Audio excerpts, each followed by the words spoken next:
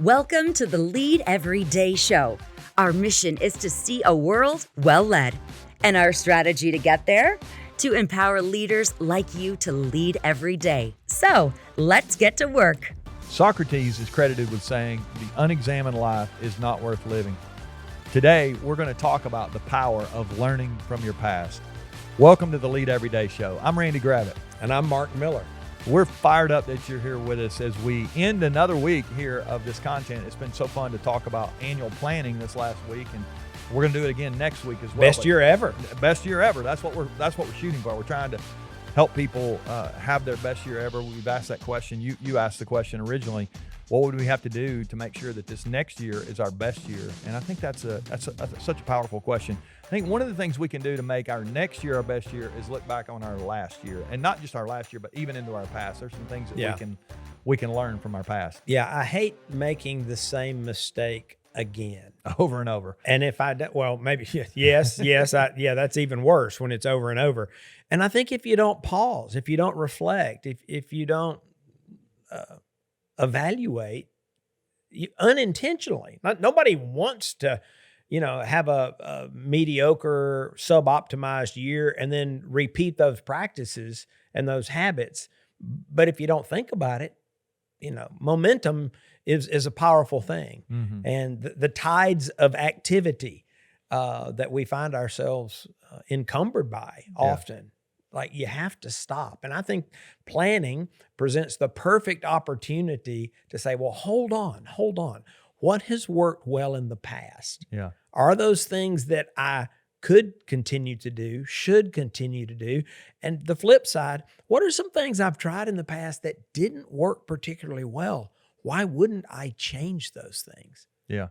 I used to be a coach for years. I coached some basketball, and I always loved that we had halftime, in the middle of a game, and it was great. And I would encourage anybody who's making their plan for this next year, go ahead and build some days in the middle of the year to make some adjustments.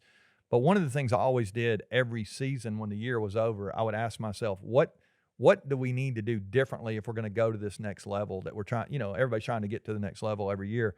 And I think those off-season adjustments, and that's really what these next couple of weeks can be here at the end of the year. It's off-season. I mean, most people have a little bit of downtime, and you'll have some family time and all that, but I hope you don't miss the opportunity to take some time and say, what am I going to need to do to make some in-season or end-of-season adjustments as I go into this next year? I think that's a powerful way to think about your life, really. Yeah, as I look back, because we're in planning season, working on our next plan, this was a revelation actually I had last year, that one of the things that had really served me in the past was a daily review of my plan. Mm.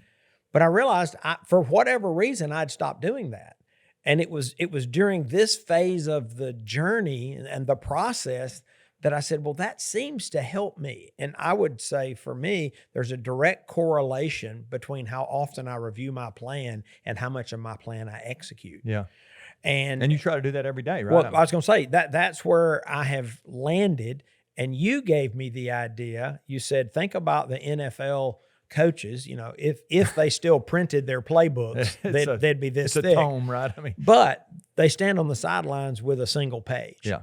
And you had challenged me several years ago. You may have a more in-depth and more detailed plan, but you probably don't want to review that every day. Yeah. And so I started creating a one-page summary and reviewed it again this morning. Yeah. And it helped me. It's still not a perfect system. Yeah. And I still drop the ball from time to time, but my awareness has gone up so high because of that review. But the reason I'm doing that is I reflected on things from the past that had been helpful, and I couldn't even really tell you why I stopped doing it. So it's now back part of my... Well, maybe it's the drift that we talked about this week. It's just like, it doesn't matter. You can be as focused as you want, and you're still going to have a tendency to drift if you don't really keep it on course. That may or may not be a practice that would serve our listeners, but the bigger point is, what has served you well in the past? Yeah. Maybe it's something like that. Maybe it's relationships. Maybe it's rituals, whatever. Yeah.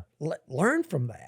I would say there's a couple of things that I think about too when I'm looking back at my past, and I try to do this every day. Is at the end of the day, these two words I think about: assess and adjust. Assess and adjust. Like, what happened today and what do I need to do differently tomorrow? But I think it's a powerful two-word, formula at the end of a year, especially when you go back and maybe pull your calendar back out, look through the year. I mean, I know I just shared with the group a couple of days ago, I did way too many live events this last year, but I didn't know that until I looked at my calendar and I counted how many there were, and there were more than what I violated my own boundaries there, and I paid for it. There were some ways that my energy was affected, and my rest was affected. You got sick. I got sick. And I normally don't. I mean, it's just a lot of stuff that happens when you don't pay attention to what happened. Just like a good coach would look at a film after a game, they'd study what did they do right, what did they do wrong. I think leaders who are listening, there's a chance for you right now to assess and adjust as you go into this new year. It could be catalytic. As I think about also what I've learned, or when I've learned in the past, let's just go back to that for a second. You talked about people. It's always been helpful to me if I have a group of people around me who are learning. If I'm a part of a group, sometimes if I go to a conference, it can be even places I go, not just people, but places. And, to intentionally have some things in my past I look back on, when did I learn the most? Well, I ought to put those on my calendar again in the future. If they help me then, there's a good predictor of the future there if they were helpful then. And then another thing I think about, I was talking about the other day on here with the whole scope and sequence from school. There's a lot about school that was right back in the day that I probably didn't learn. When I talk about learning from the past, I probably didn't learn what I should have when I was at school, but it was organized, it was structured. The teacher there were tests, they were measuring stuff. We're going to get into some accountability. There's some accountability. You had to show up. There was homework. There was content, and there was practice, all that stuff.